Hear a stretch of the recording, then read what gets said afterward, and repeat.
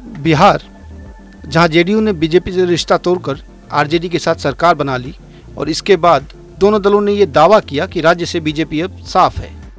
मुख्यमंत्री नीतीश कुमार और उप मुख्यमंत्री तेजस्वी यादव लगातार दावा कर रहे हैं कि यह सरकार जनता की सरकार है, लेकिन इस गठबंधन बनने के बाद हुए उपचुनाव ने अलग ही तस्वीर पेश की है। आज आए कुरनी उपचुनावों के नतीजे देखिए।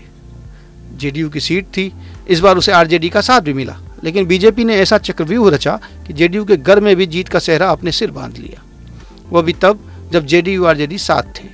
नीतीश और तेजस्वी चाहकर भी बीजेपी के बनाए चक्रव्यूह को भेद नहीं पाए। बीजेपी के केदार प्रसाद गुप्ता ने जेडीयू आरजेडी के प्रत्याशी मनोज कुशवाहा को मात दे दी।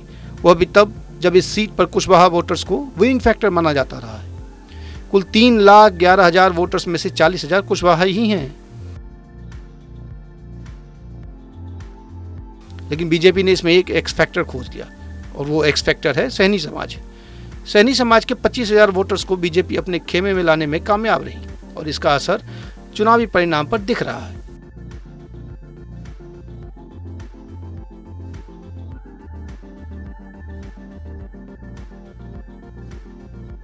आपको याद हो कि इससे पहले गोपालगंज उपचुनाव में भी कुछ ऐसी ही स्थिति देखने को मिली थी। हालांकि ये सीट बीजेपी की ही थी, लेकिन आरजेडी और जेडीयू के साथ आने से एक बड़ा वोट बैंक बीजेपी के लिए चुनौती था।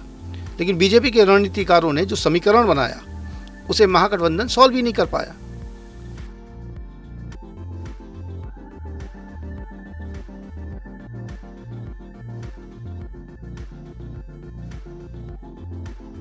ऐसा ही मोकामा में हुए उपचुनाव में देखने को मिला।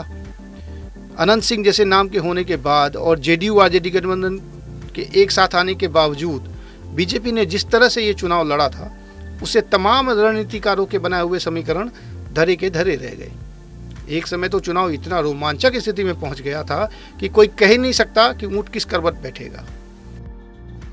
बिहार में उपचुनाव के ये नतीजे बताते हैं कि नीतीश और तेजस्वी के तमाम दावे बीजेपी के रणनीतिकार लगातार फेल करते जा रहे हैं।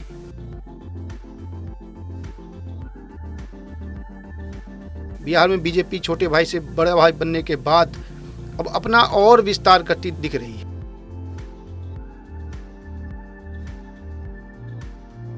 राजनीतिक विश्लेषक कहते आए हैं कि उपचुनाव में सरकार का बहुत रोल होता है, लेकिन बिहार में बीजेपी विपक्ष में होने के बाद भी लगातार जीत दर्ज करती जा रही है।